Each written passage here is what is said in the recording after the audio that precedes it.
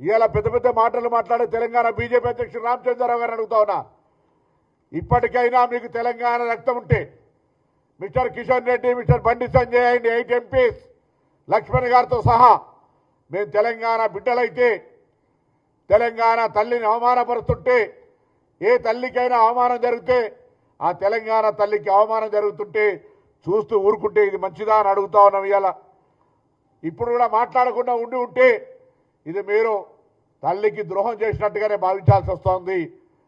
ఆనాడు శాసనసభ్యత్వానికి రాజీనామా చేయకుండా పరారైన వ్యక్తి ఇవాళ తెలంగాణకు సంబంధించి ప్రాతినిధ్యం వహిస్తున్నప్పటికీ మంత్రిగా తెలంగాణ ఏర్పాటును ప్రధానమంత్రి మాట్లాడినప్పుడు అంటే భయం ఉండే కావచ్చు, మంత్రిగా తీసేస్తారని మాట్లాడలేదనుకున్నాం.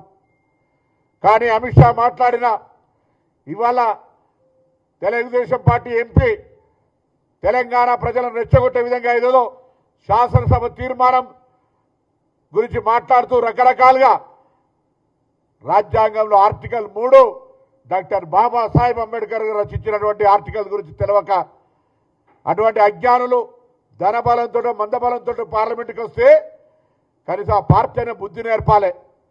ఇలా సౌహృద్భావ వాతావరణంలో